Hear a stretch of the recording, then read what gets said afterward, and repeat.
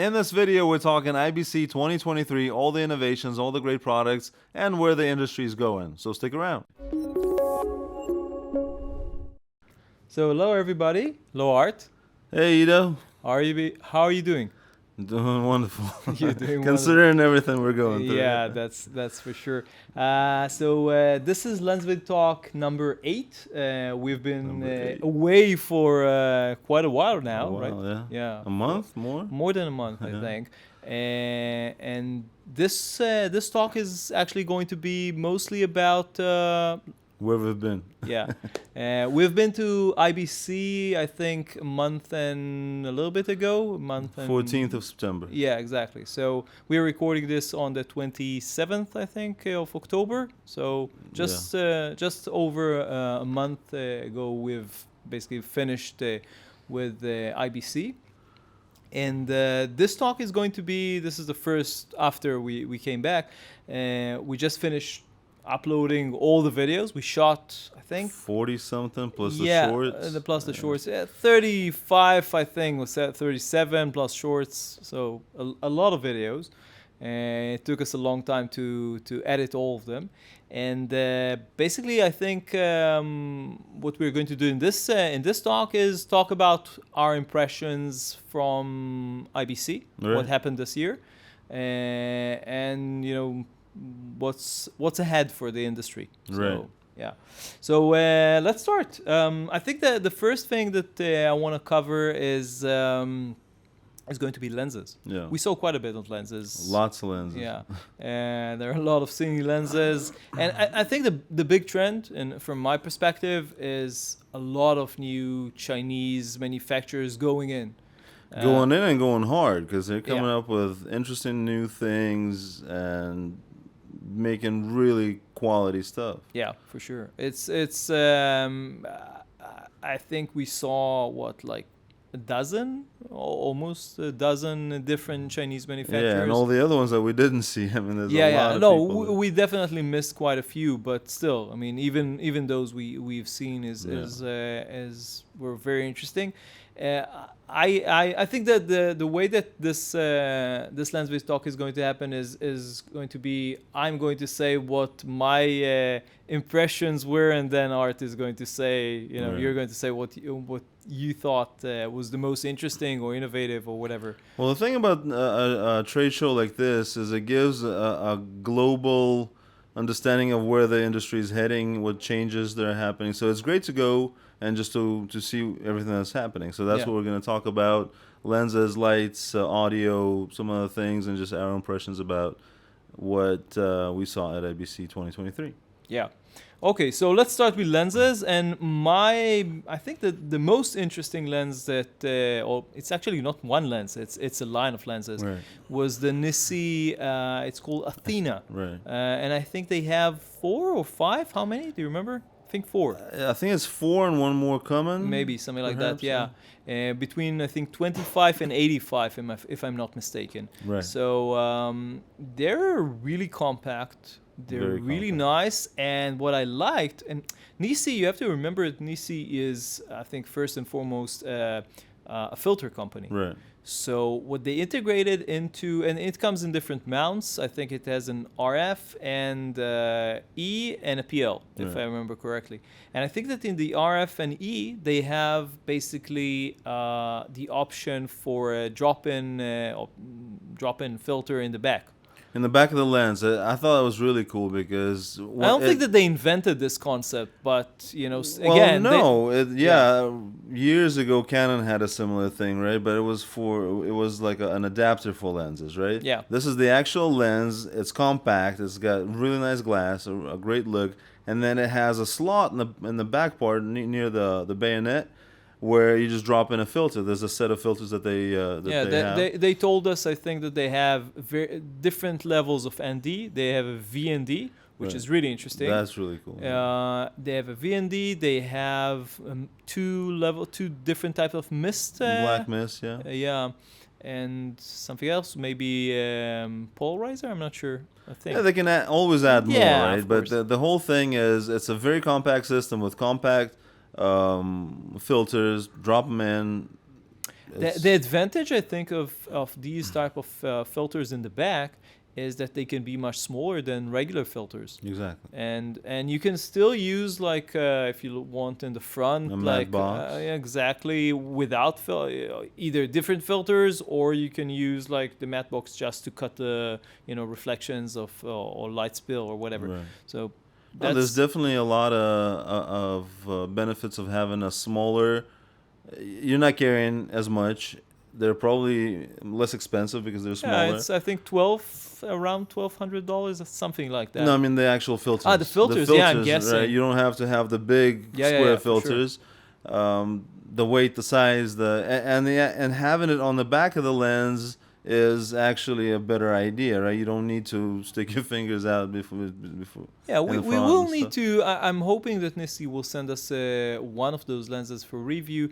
I want to see how the filter, especially the VND, works. VND, yeah. That's because the other ones you don't have to play with. No, but of course. Yeah, so we will see. But it's definitely very interesting, and I think already saw, maybe you as well, seen some reviews or earlier reviews of these I lenses. saw the early review. I don't remember about the filters though. The question I have is how do they keep it waterproof with that slot? I'm not it's a pretty 100% big. sure it It's is. a pretty big slot. No, I'm not sure it is. That would be a disadvantage, of course. But other than that, There are ways of shooting in rain. no, of course, right. You I have mean, if covers you're, and stuff. if you're on If production, you run a gun, yeah, that's problematic. But Yeah. okay, but it's an interesting offer, and dripping sweat right into the into the lens slot. Yeah, that's not good. so that was one thing that I saw in terms of lenses that was, I think, very interesting. The second thing, which we actually didn't see, and that's kind of strange, we missed it, was the Samyang. They have the line of, do you remember the name? Autofocus VAF. Right. The small ones, the yeah. small lenses which have autofocus but are basically sort of cine lenses. And then they have the electronic adapter on the front for different types of accessories. Yeah, exactly. And now they have this anamorphic adapter, Right. which from what I've seen, I mean, I've seen images. We didn't see it in the show because in the show somebody took it. It was the last day, and I don't know, somebody took it for somewhere, and we missed it. But from what I've seen online, I think it's kind of big. Yeah. I'm not sure. It's also fairly expensive, but compared to like an actual anamorphic lens, it's not that expensive. So the nice thing about this is that because it's a line of lenses and you have different focal lengths, and they're going to add a couple of others. I think in here they added like the 20 millimeter, if I'm not mistaken. Yeah, something wider. So the nice thing about this is that you can put it on any different lens and you get an anamorphic. Exactly. That's the modularity of lenses. It's kind of like the thing the Nisi is going for. Yeah. It's a modular edition, right? Yeah. Same thing here, but it's electronic, and we're seeing more electronic additions to lenses. There was another one that actually had a screen on the lens itself that shows either Viltrox. Yeah. So I think that's a new addition to lens. I mean, they've been electronic for years with all the autofocus and stuff, but they're taking advantage of the electronics that are in the lens to add onto the lens, right? Different adapters and accessories and I'm thinking that Samyang has some other aces up its sleeve. They had that other one that was the add-on accessory that the manual focus adapter, right? Because these are they don't have stops on the actual lens. They're and this one adds hard stops, basically. Exactly. Yeah, so that's interesting. So these were the two things that I've seen that were, I think, interesting in terms of lenses. Obviously, there are a lot more. What caught your eye? The big lens. There's a series of really heavy. I was like a 10 kilo or something lens, 70 to 300. That was interesting. 3.2, I think. It was a 3.2. Yeah, the constant 3.2. Exactly. In the lineup, I think it's actually T2.8 or something like that, but this big one was 3.2. That was interesting. very expensive. Very, I mean, those 10K Yeah, I think it was like $30,000, $40,000, yeah, something like something like that. that. But If you again, need it, these are Chinese manufacturers that are not just going in for like for the cheapest option available. They're actually making really quality stuff, right? well, we didn't test it, but for the price, it will be interesting if it's not as good as it's supposed to be. I don't No, know. of course. That's the question is they're competing, Yeah. right? And that is an obvious trend now. They're not just we'll make something, right? They're competing with the big brands, which is really cool. Another thing that another brand that caught my eye was Mikey. They had really interesting lenses. Also, I mean, you pick this thing up, it feels Yeah, it premium, was you know. beefy. It was beefy. It was a nice white color metal casing. It Did was Viltrox also have white lenses? Maybe Viltrox. I'm mistaken. I don't remember. There were a couple of companies that had these like white cine lenses, white like fairly Yeah, beefy we need to ones. review the footage because there's a Yeah, lot of yeah, stuff. we'll look over it. But yeah, that was interesting.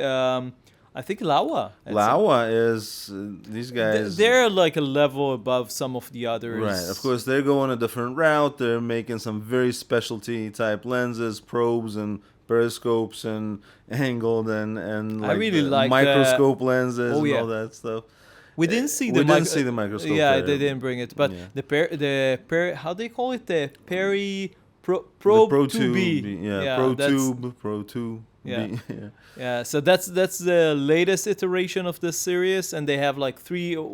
We talked about this, I think, a couple of times, but they have this three lenses, and we actually asked them why they chose to make three different lenses instead of like Right. changing the.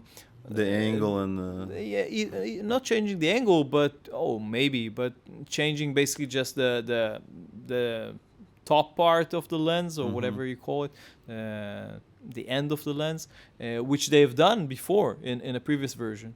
And their answer was pretty interesting. They basically said, this lens is primarily going to go for rental houses. And for rental houses, you want to be able to have like basically more options, if you like. So if somebody rents the angled lens or the 35 degree angled, so you will still be able to like rent the other one. It makes sense. It makes but sense. on the other hand, it also more sales. So Exactly, it's yeah. it's good for the manufacturer because they're selling more copies Yeah. or different. Although it types. depends on how they would price the three. Right, you're buying a set. There's Yeah. some kind of a discount, and they're right. For you go into a rental house and you have a specific project. They're gonna say, okay, this is the one you need. There's no real need for you to play with the configuration of the lens. So Yeah. you just get the rent out Yeah. the angled one and use it. I'm thinking, these are pretty high end. I mean, if this is what you need to do, it's not that expensive. I think each lens costs between 28 and 3,000, around $3,000. Right. I mean, it's expensive for sure, but if you're doing this like day in and day out, buy it. But otherwise, it's a specialty lens, and you rent it when you need it, and that's it. Exactly. So that's any other lenses that you want to mention? Oh, there's some really great expensive lenses like the Samyang Scene line. Obviously, all the big names that we didn't even talk to because Yeah, we didn't. I don't think that we even I looked think at Cook was there. Ari Cook. was there. Cook has. Did we actually see it? We Cook has didn't, like yeah. mini compact Cook lenses, which are like super Really interesting nice, but yeah. expensive. Yeah. Yeah, I mean, again, compared to other Cook lenses, they were not very expensive, Right. but compared to all the Chinese, for sure. Yeah, Yeah. that's an expensive. DZO had some really nice stuff. Oh yeah. DZO film, but we didn't really talk to them. No, we didn't. Well, There's there a were lot lot of stuff. Yeah. You can never that's important thing to remember. You can never cover this entire show. I mean I'm just talking about like videography and cinematography, not all this show has a lot of like broadcast things that has nothing to do with us, like satellites and stuff like that we didn't even go to see. But like in terms of the stuff that we do, we're interested in, we Yeah, covered we'd need another maybe 3 days half. or something. Yeah, maybe half, Yeah. I think. But okay. Let's talk about accessories before we move over to some other things. We saw a lot of accessories, Yeah. like and I actually like accessories. I think more than like necessarily cameras and lenses even, because there's so much variety and so much new stuff. There's so many more ways to improve what we have and to Yeah. innovate. Lenses, yeah, they keep adding new things on. But if you already have a set of lenses and cameras and you're shooting, accessories can always make your life easier. workflow Yeah. better, right? For sure. So what I've seen that was, I think this is the first thing more or less that we saw in the show. Yeah, it was very first. And we saw it by accident. We didn't go into the booth. We just ran into this guy walking in IBC with this strange looking contraption. Right. It's called, I think the company is called the Psyker, Yeah. right? And this thing is called the Act Pro. Yeah. Tripod. I'm not sure even if they're calling it a tripod. It's basically a sort of a tripod, but Functions as one, but yeah. it's a lot more mobile and a lot more Yeah. flexible. Now I already we posted this and some people said that's very similar to the Edelkrone. It is. How do they call the Edelkrone? Do you remember? I'm not sure. Yeah, but we'll put it on the screen. But Edelkrone has something which looks, or let's say functions, fairly similarly to this one. But if you look closely, it's kind of different, because it has this. I think the Edelkrone is more like streamlined and everything is internal somehow. This looks, at least externally, it looks more robust. It feels pretty robust, Right. and everything is external. Like all the mechanism is The external. hydraulic. The hydraulic, exactly. It's external. I think that the benefit is that they can make it again more robust. If it's internal and it's not like super beefy, then I know. I think the wheels are a little bit different, maybe a little bit bigger. It moves fairly smoothly on the carpet. There was a carpet there, so it moved fairly smoothly. And what it allows is basically to change like the height and the angle very, very easily. Did you play with it, or just me? No, I was shooting you. So Yeah. I So didn't okay. get to- So what I found is that I hope that we will have a chance to test it Yeah, I either think later it'd be this great. year or early next year. What we found is, or I found, was that when it has like a pedal, a foot pedal. So when you press it, you can change the angle and everything. And when you remove your foot, it basically stays in place. But you need to be careful with the foot, because if you do it either quickly or not in the right way, it jerks back. So this is something to keep in mind. And again, if you press the foot and don't hold the camera, And just it falls. So I know.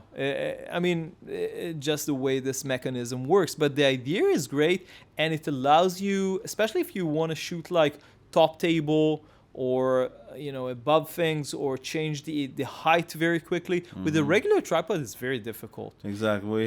We have cranked but tripods which it's are never nice. fast and it's never smooth. Yeah. This one you can actually get some Yeah. smooth jib-like movement up and down, in and we out. will have to test it and see Right, how okay. smooth it is. But at least I don't think it's made especially for video, but for well, just for really, stills and video, I would say. but for stills, for any kind of quick configuration change, up, down, in, over, and then they have that accessory like that boom that you put on, and then you can be like and then really you can over top the table. right, top down.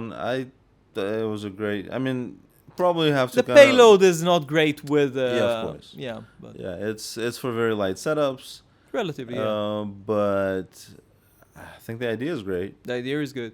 Yeah. Again, I don't think that this is like a complete like copy of the Edelkrone. I think it's a little bit different. The Edelkrone one is a few years old now. No. They have a new version. The older one never actually, I think, made it into production, or even if it did, it didn't have a long production run. Now they have a new one. So Okay, but I'm saying the idea has been out. yeah, for sure. It's interesting that it hasn't caught on. Like there's not many manufacturers that are saying, okay, let's try something like this, right? But maybe the Electron is quite expensive. This one, do you remember the pricing? I think around $500, maybe, yeah. $600, yeah, something like that. It's not cheap, but it's interesting. And if you need it, we definitely have a use for it here in the studio. We have all sorts of like interesting. It's not exactly tripods, but cameras. Setup, yeah, exactly. But some of them are very high end and big. This is a little bit smaller, so it's interesting. What's another thing, right? It's portable. Yeah, right? relatively. You can always you can fold it up, put it in the bag. Not some of the other things that we have. No, for sure. It's the other stand that we have weighs, I think, like 60 kilograms or something. Yeah. So that's that. And another thing, and this is actually a camera, but I'm not sure. I mean, it is a camera, but I don't see it like it's not a cine camera or even a video exactly camera. It's one use or one type of use case camera. It is more of an accessory. Yeah, exactly. But it's all in one. We were talking about the system. Venus Venus Live or Venus Live. Venus Live, right? Yeah. It's from Hollyland. Hollyland, yeah. And it's pretty much a small all-in-one broadcast camera for. They're saying it's for like live streams for like shopping type all sorts of like not necessarily shopping, but that's what they're saying, like really? you showcase things and it's like, hey, it's live, I'm here live and here's how this works. It's demos and showcases, which you can do a lot more things, I think, in a podcast scenario like this. Actually, we're now using like 3 camera setup here, and setting it up every time is time consuming, I have to say.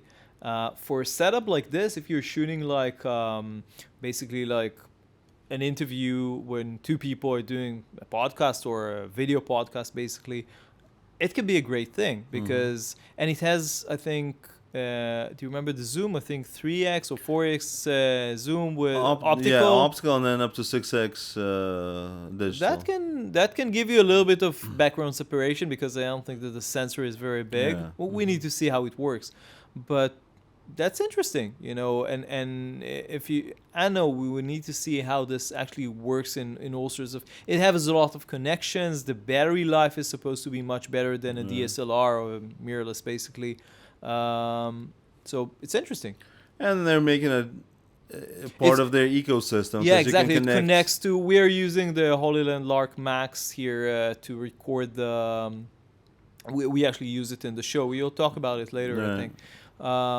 But we are using it as a backup audio besides this one, and it can, I think, work with the Lark Max and one of their other one of the small Lark systems. Yeah, so it can work with them directly somehow. So yeah, just as a USB port, you just plug in the receiver and it talks to the camera. Yeah, and it has that, and it has RJ45, like a Ethernet connection. Right. So you can basically stream directly somehow from it, or I don't know. Yeah, I'm not we'll have sure. to test some kind of a yeah. software that you would need for. Yeah, we'll have to test it.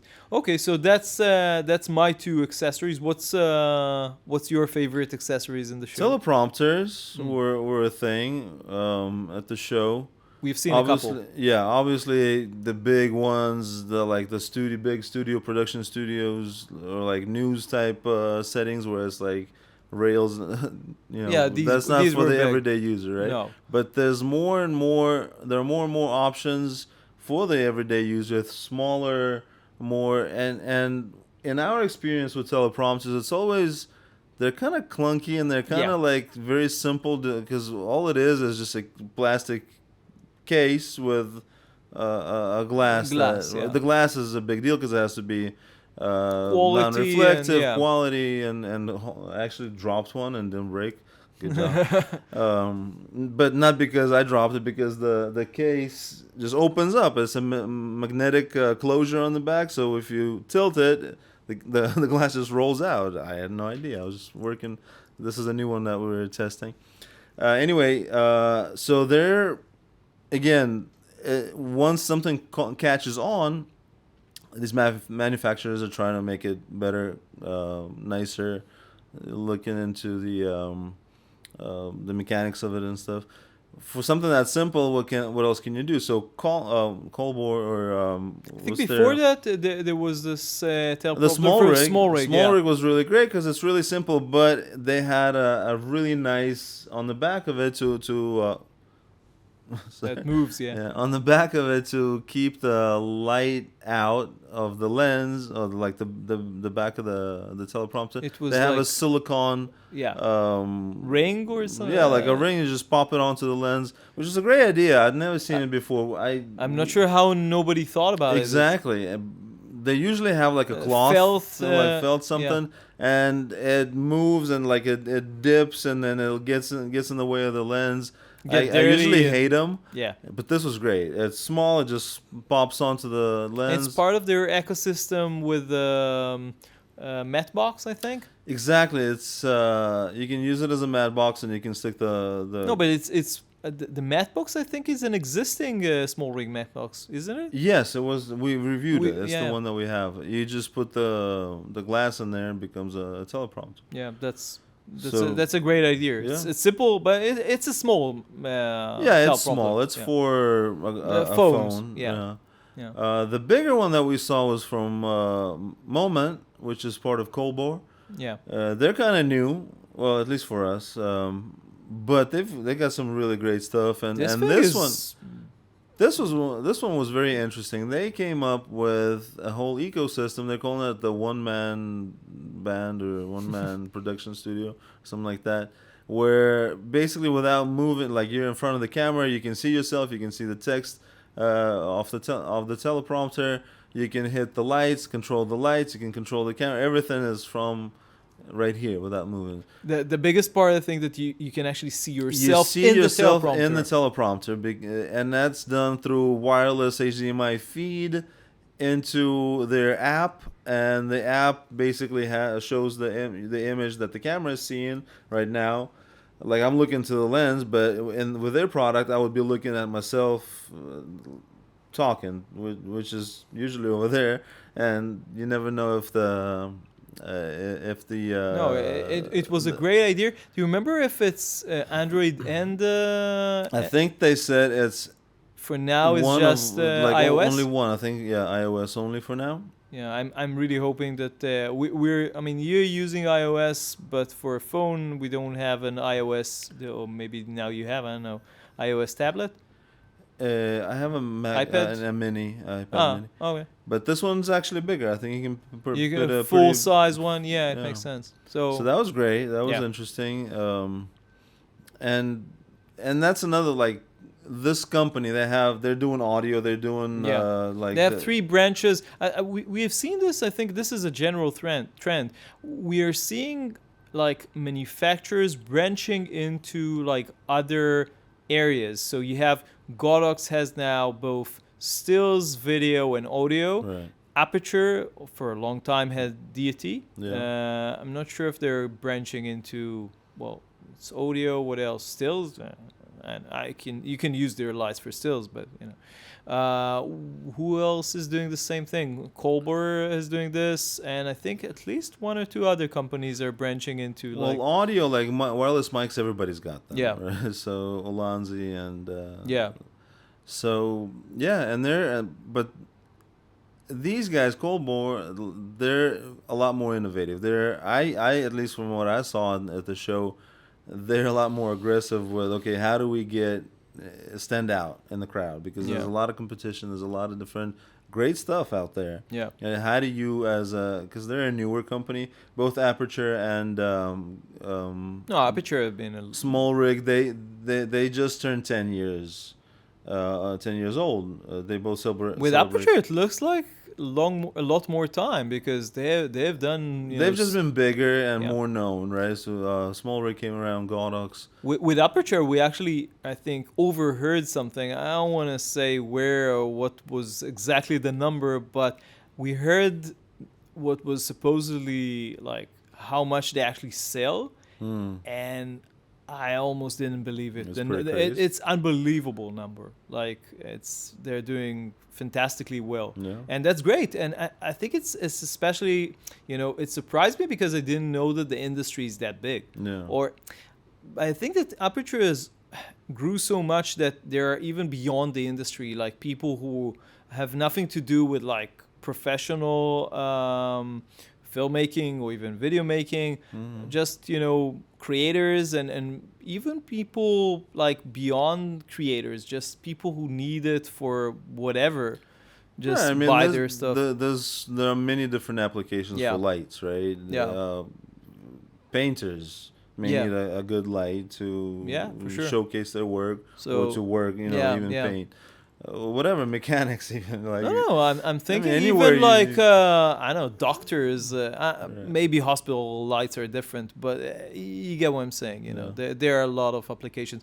So yeah, they're doing fantastically well in this respect, and that's kudos for them. Okay, so that was accessories. Unless you have anything else to add. Yeah, we didn't. I don't know. Well, there was a lot more monopods, tripods, different types of locking Oh mechanisms. yeah, on we tripods. didn't cover the tripod. The one that you were testing. YC Onion. YC Onion. Yeah, we did the review of their monopod with one lock to open up the whole three sections. Now they have the tripod. Now they have the tripod where The each piñata tripod. yeah each there's 3 locks for the 3 legs and they open up the whole thing. Yeah, It's really good. Very very robust. very robust. It's carbon fiber, but it's beefy and it's even being carbon fiber is kind of heavy. Yeah, It comes with a it has a small handle. You need to figure out how to hold it because it's a little bit front heavy, especially with the head. yeah, I think they made a couple of different heads and there's a bigger one on this tripod. Yeah, I think that they should still work on a more high-end professional head. Maybe they are working on something, but you will do a review probably in a few Yeah, weeks, that's and coming. we will see something about this. So let's talk about audio. We talked a little bit about audio. So as I said before, my I think most I don't know if favorite, but the most the thing that we used in the show basically for everything. We actually thought about using the Rode Wireless Go 2 that we used last year, and we used it for a couple of videos. Mostly after the HoloLens Lark Max, which we used, ran out of. It didn't even run out of batteries. We were afraid that it will run out at the end of one of the days. Yeah. But for the rest of the show, we used the Lark Max, and it worked very well. Really well, yeah. I think that you will do a review probably later on, but the only drawback that I can say is that beyond in the show, when there was a lot of interference, beyond let's say a few meters, you start losing. Yeah, you start cutting out. But this is an extreme environment. Yeah, this is super so much interference. Yeah, Everybody's got wireless, something happening. yeah. There's people shooting. There's people actually showing their stuff. There's all kind of broadcasts going out.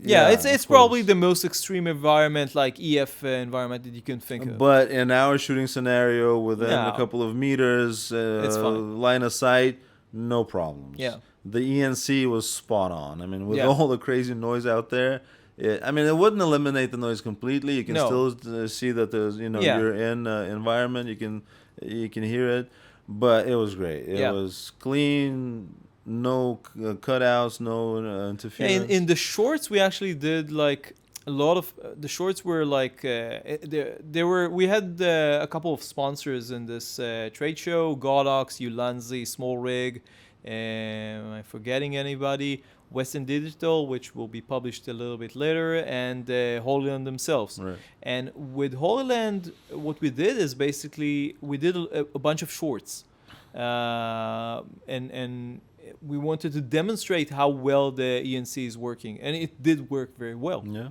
And so that's that's on them, and they did a great job in this. I think this is one of the even the Rode the new Pro version doesn't, as far as I know, we didn't test it, doesn't have like noise reduction built in, I think.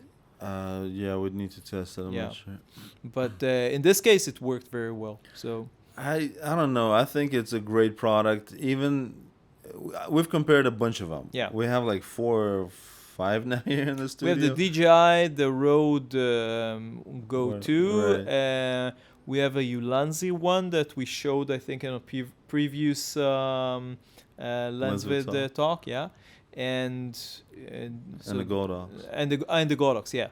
And talking about the Godox, I think that's another thing that we were introduced to there, even though they sent it out before. Just a few days before the show, yeah.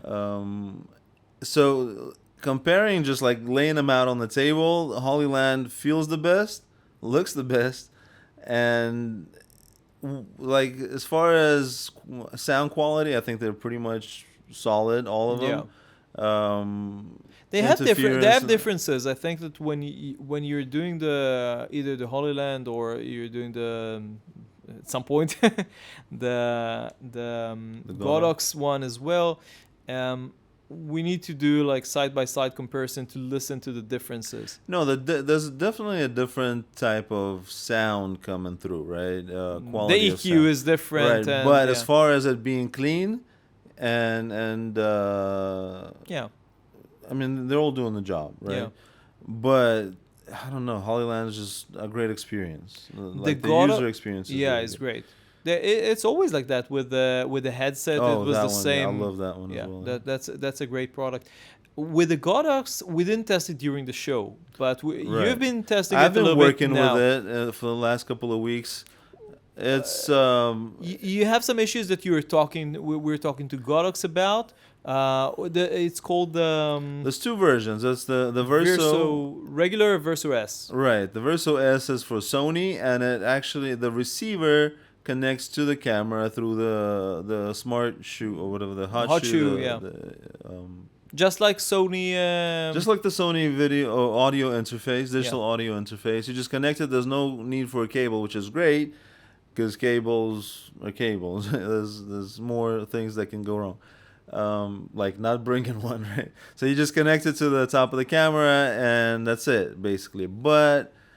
And I don't know if it's our unit that's presenting some problems. We need to talk to Godox about it. But they also have the regular set, which is like the charging case with the 3 units, the receiver and the 2 transmitters. Connects with a cable. It connects with a cable.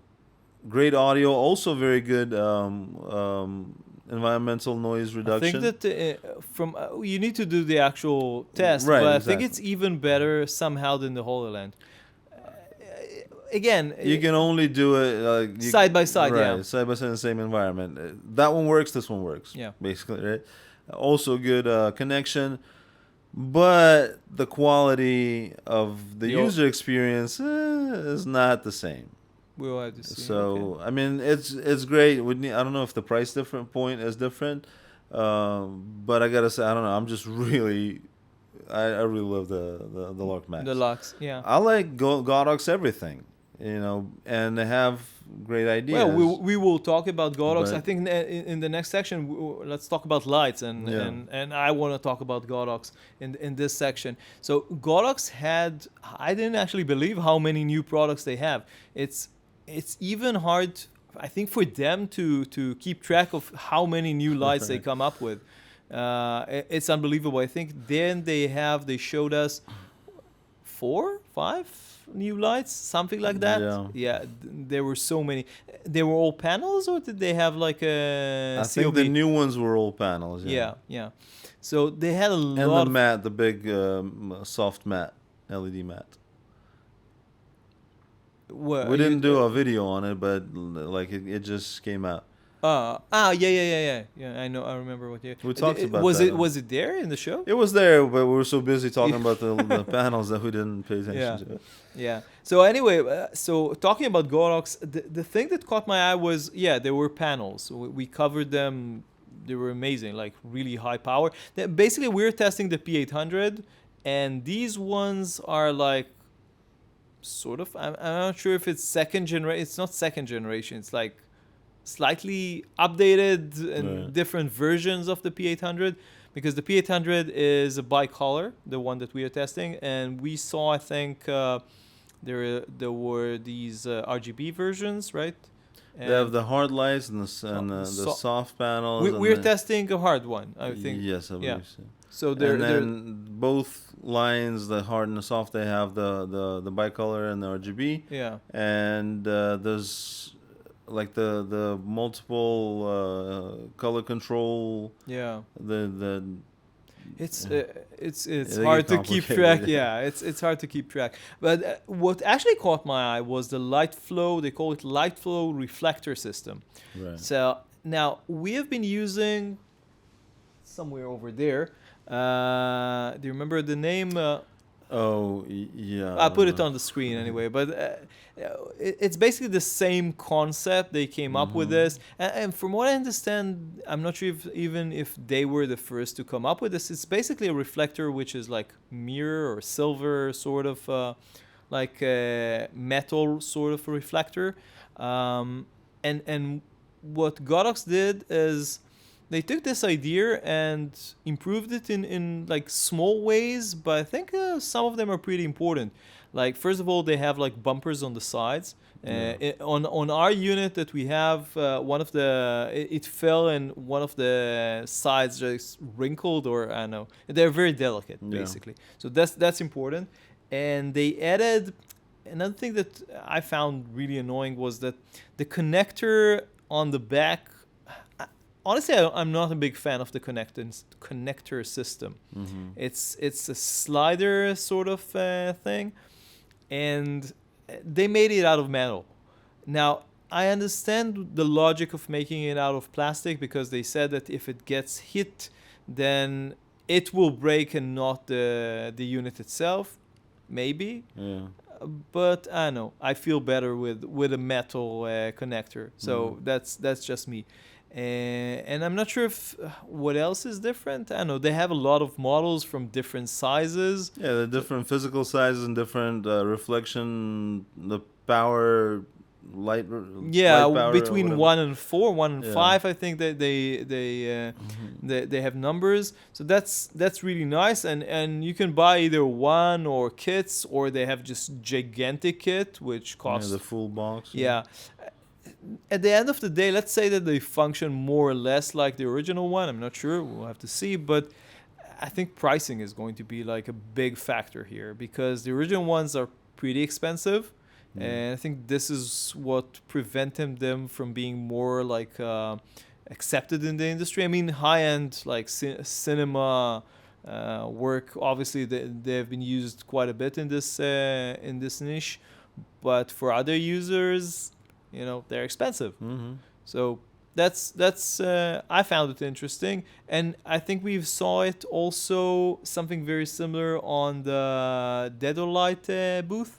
Yeah, they don't light. I think We I will mean, talk that's about a them whole- a little bit later. I think yeah. it's a whole. We can do a whole talk on them Yeah, for because sure. their light, their knowledge of light and how to. I'll implement mention it. this in the interview section in a Yeah. moment, but yeah. But yeah, they have like texturized ones for miniatures. I think those were really important. Yeah, for sure. Yeah, very So- very nice. Same system, same type of system where it's like it's a reflector, but there's textures, there's different surface You colors. can do like all there's sorts a warm of one and a cooler very one. interesting things with So, that. yeah. Yeah, they're flexible, so it's not like rigid. Yeah.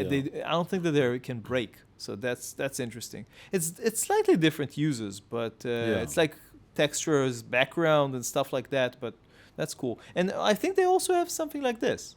They do, yeah. So- and apparently, well, they're saying that it's it's better. It's a lot better because they're using their knowledge of light transfers. Which is very yeah. It's they have a lot. Very thorough and very deep.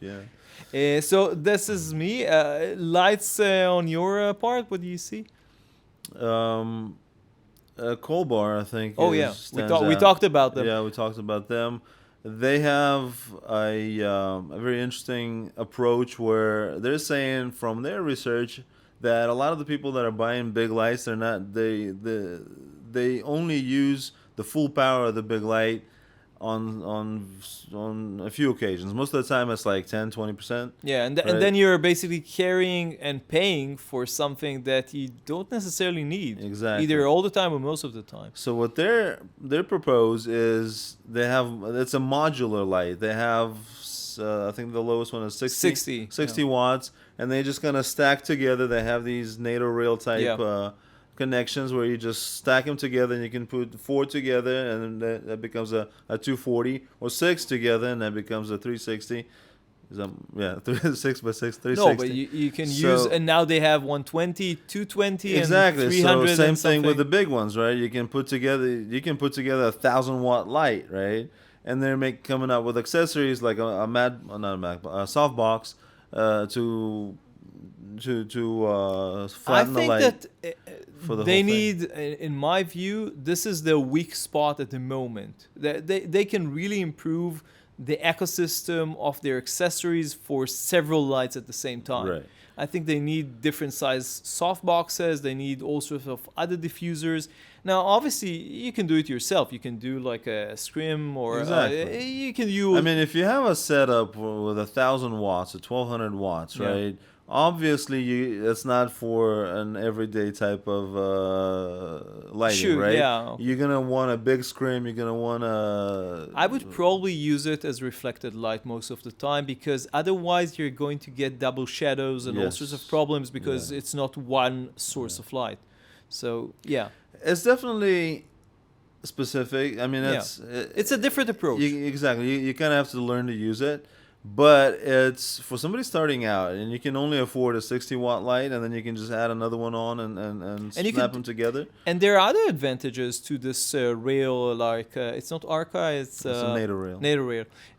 There are other advantages because you can put the accessories on it, like the batteries and stuff. Yes, we're keep struggling with this all the time with lights. Manufacturers are trying to come up with ways to keep the battery block. It's not just batteries; it's the power bricks. The power bricks, so it's not just hanging loose somewhere or on a. Some companies are doing this better than others. Right, but this is a great idea because you already have a built-in.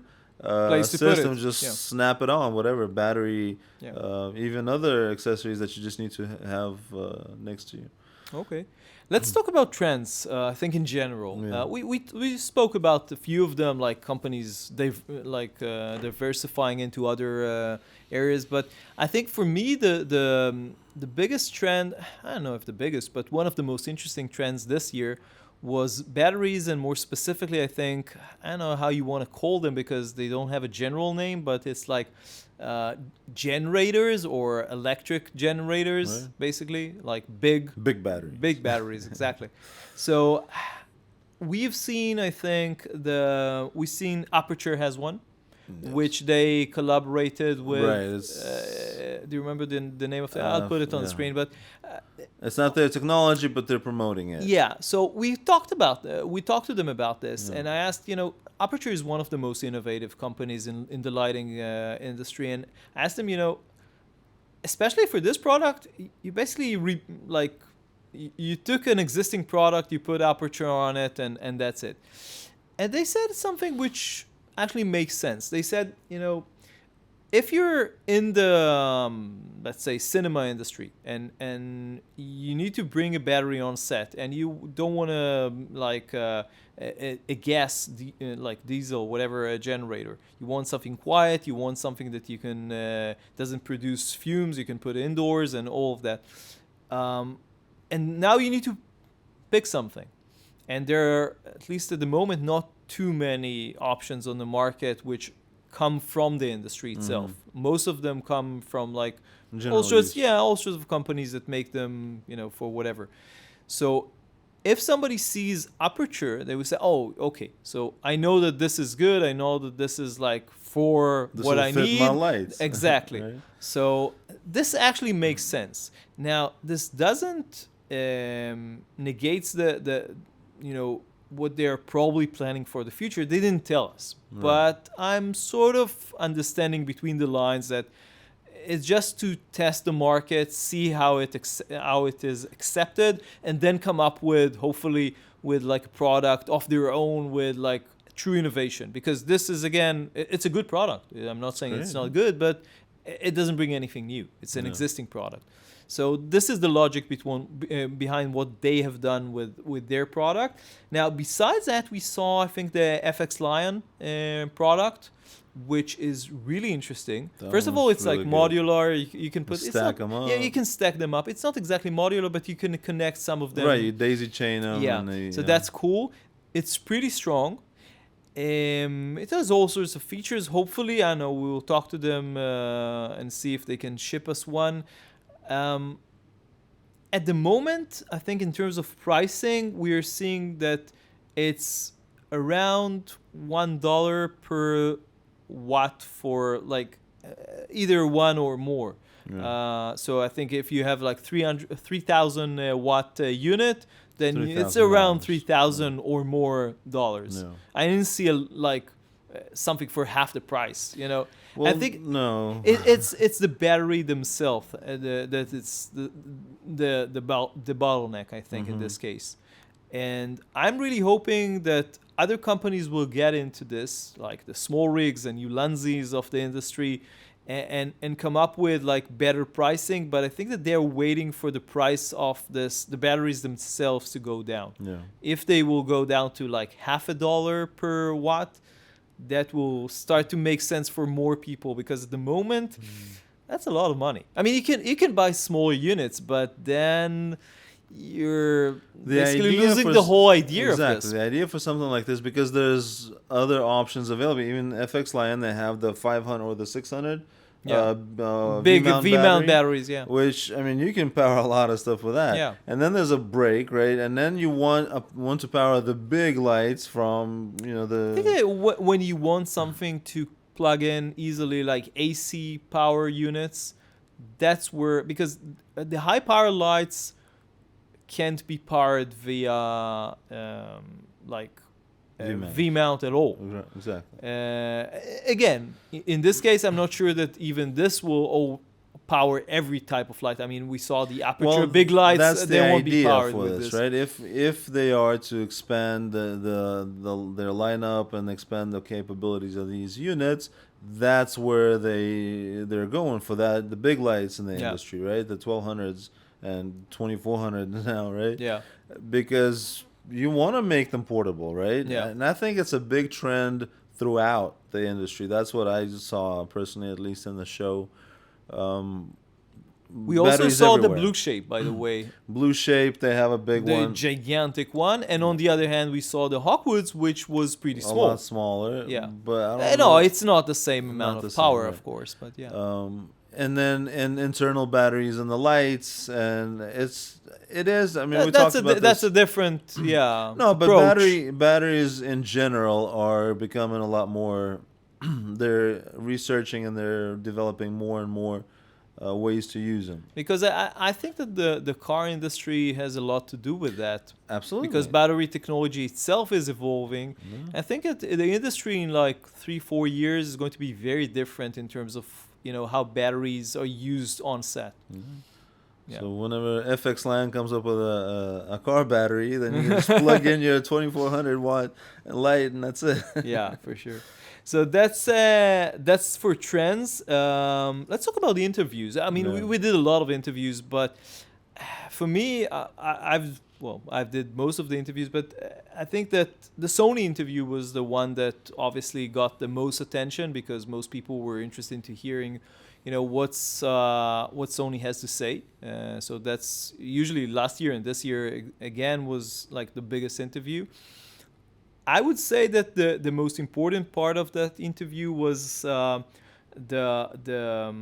basically saying that we're going to see the new video app working with the A1 and A7S3, which is really interesting.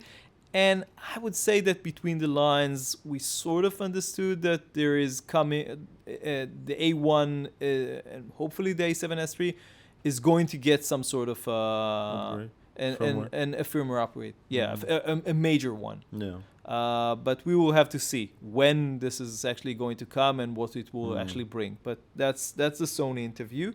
The second, I would say that this is my favorite, my personal favorite, was the interview that I've done with Nicholas from the media division. Yeah.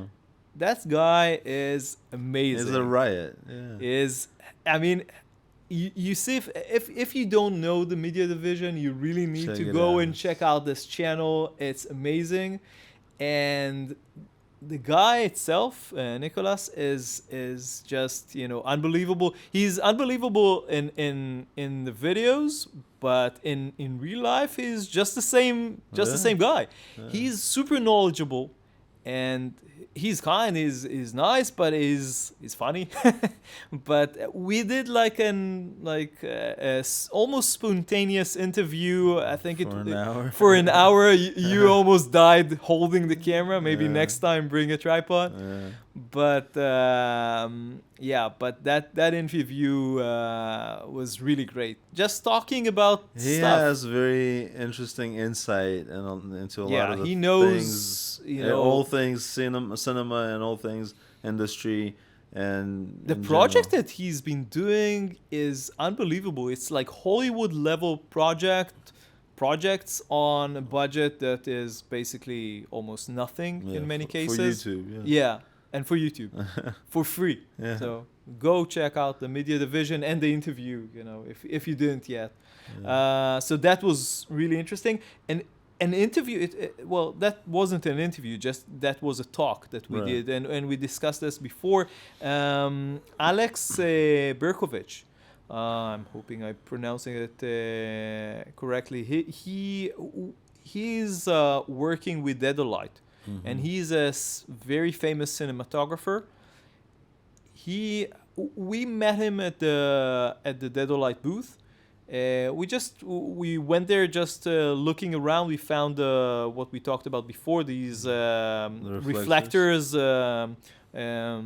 flexible reflectors, and we started talking to him. And that was, I think, one of the most in-depth talks. You were half dead. I think you have. I was away listening to. Yeah, but you listen through the Lark Max. Lark Max. Yeah, it's good for monitoring as well, and that was like talking to a true cinematographer who has been on the top of his game for years.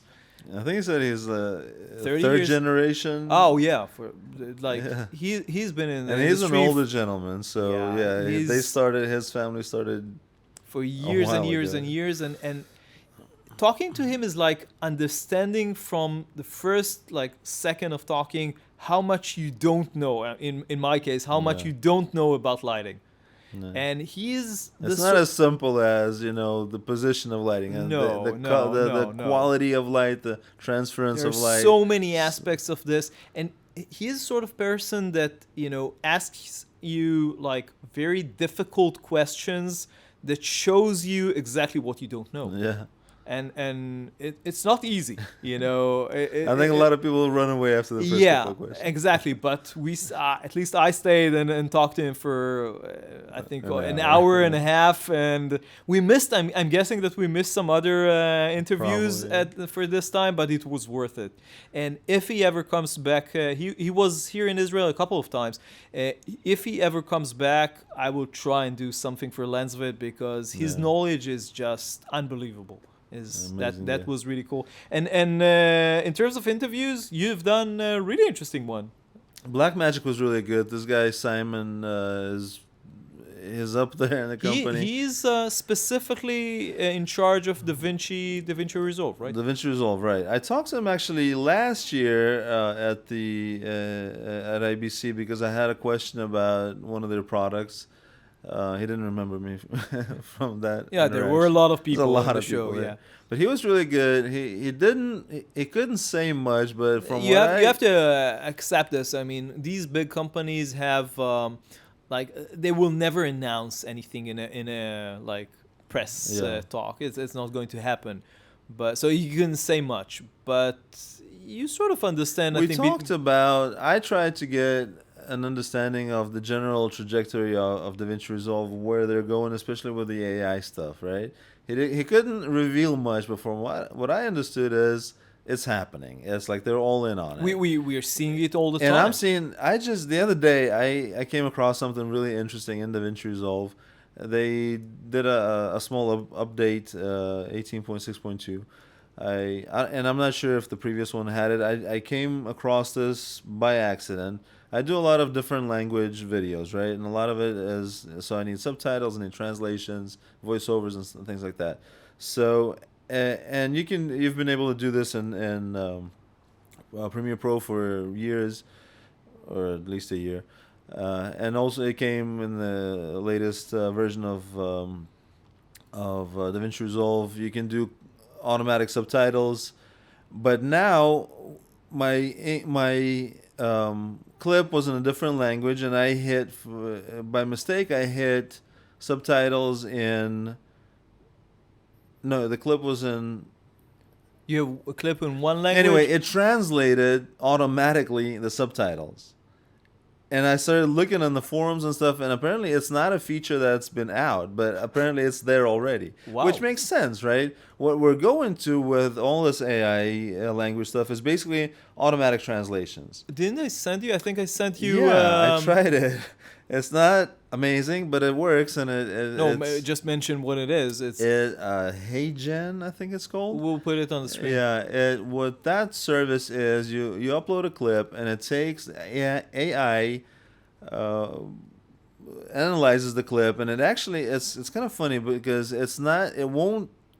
What it does is does the translation, but it also matches your lip movement. Yeah, your because mouth. it's always annoying to see the lips moving. Right. So it actually does a dub of the language, right? The translation is not great. The look is not perfect. There's artifacts and stuff like that. But it's a great. It's a first step. Right. A good first step. It's a great proof of concept, and I think that's where we're going, right? AI will be able to translate anything automatically, from any language to any language, and do the voiceover automatically. That I think is a lot more amazing right now because it'll actually clone the person's voice right away. I was doing I something think with your voice it worked like yeah, when I did I spoke a different language and I translated myself into English. Obviously it wasn't my own English, but if you don't know me you wouldn't be able to tell. It was a bit robotic. I was doing something. I was playing around with. There's a number of services online that offer this thing. I was working with a different one, trying to get a quick translation for a short clip of a family friend of ours speaking Russian, and I wanted an English translation. My daughter overheard it, and she's like, "She speaks English," because the voice clone was amazing, and 2 minutes. the same service or something Different else? service. Oh, okay. 11 Labs, it's called. It's really good. I like it. It has very interesting voice. And it also clones the voice, or It clones. It doesn't clone the mouth movements, but it okay. clones does a clone of the voice, and eventually it does an I'm automatic guessing there will translation. be one service that will do all. Yeah, once AI figures out how to translate correctly, it will be good. But right now, it's like, what is she saying? She's speaking English, but it's like gibberish. Like, what are we looking at, right? But the quality of the voiceover is really good.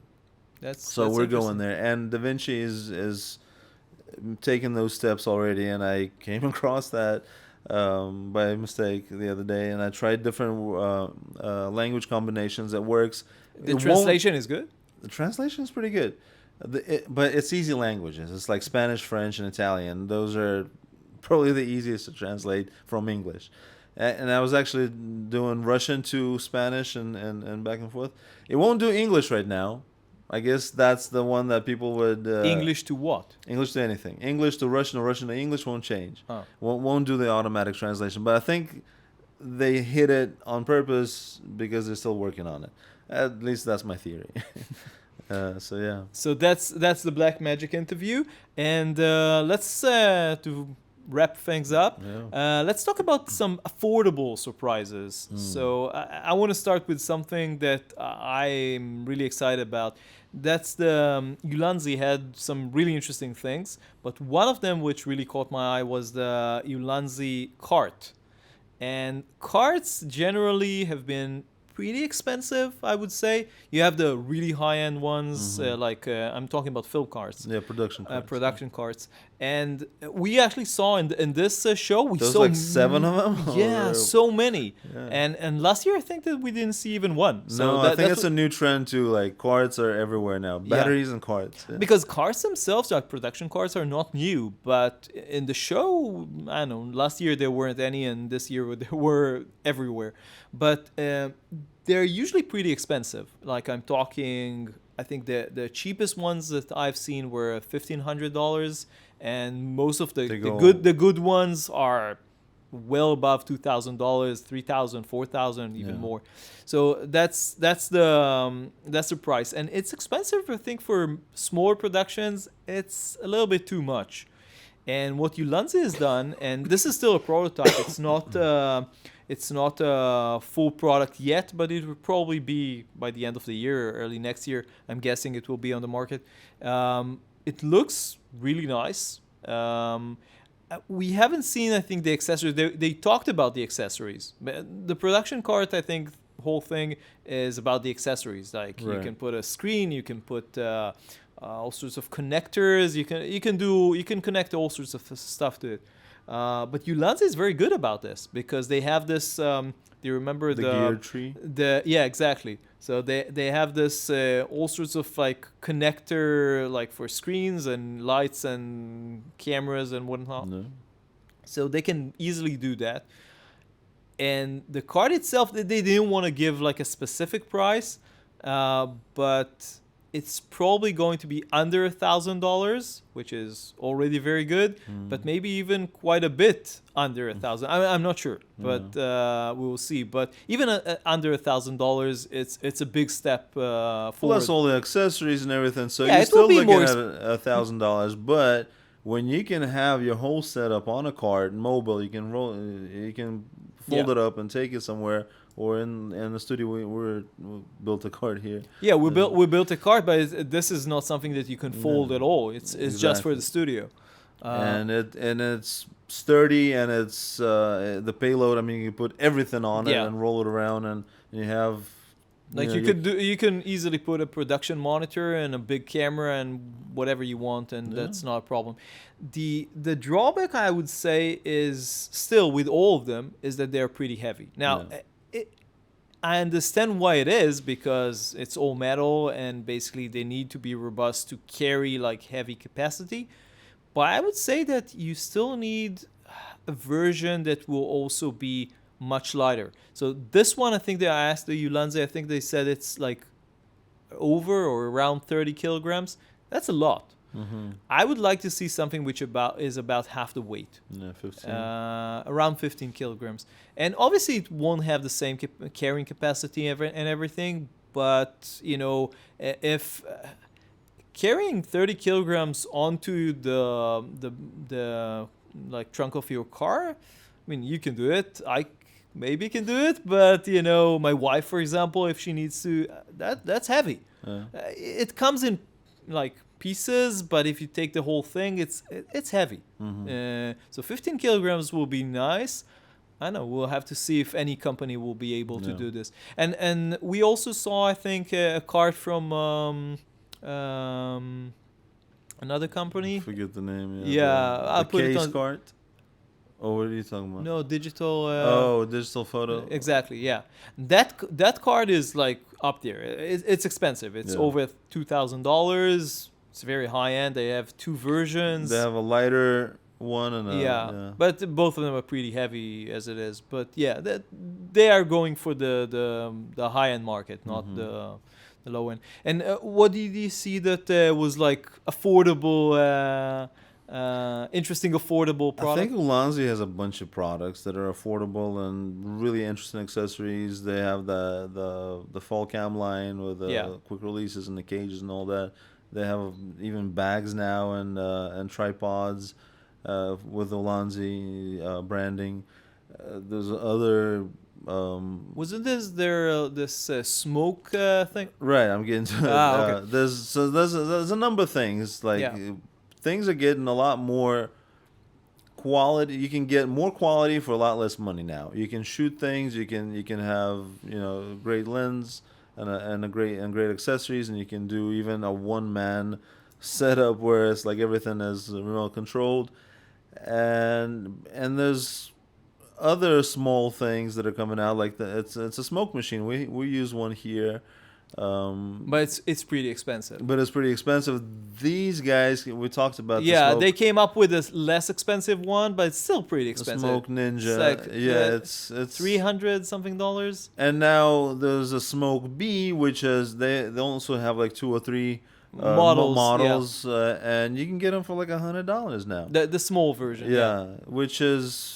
I mean, for if you just need a little bit of smoke here and there, just for once tabletop photography, food photography, that kind of stuff, small things, miniatures, great products. Spending $300 or even $600, $300, it's too much for like occasional uses. Like $100, even I think, that's you can definitely afford it. You can, and it really adds to your scene if it's a small scene.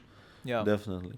Yeah, I think it's nice that you're going to these like huge trade shows where a lot of the products are like super high end for like Hollywood level productions or very high end like broadcasts or whatever, and then you can find all these like small accessories which are, $100, $50, whatever, and are still affordable, and you can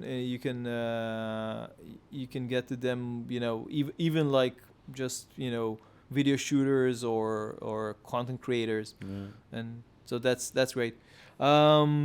Anything else that you want to say in general? In general, the industry is growing, and we're getting. I think that's the thing. More you can do a lot more for a lot less money and quality stuff. So let's just keep creating. Yeah. Okay, so everybody, thank you for listening, and we'll have another LensVid talk in about a week. We'll get back to our usual or normal LensVid talk session, basically, and we're also going to get back to all of our reviews. So thank you, Art. Thanks, Ido. And be sure to subscribe. Don't forget to subscribe and check out the website. And we'll see you in the next video. Bye. Bye.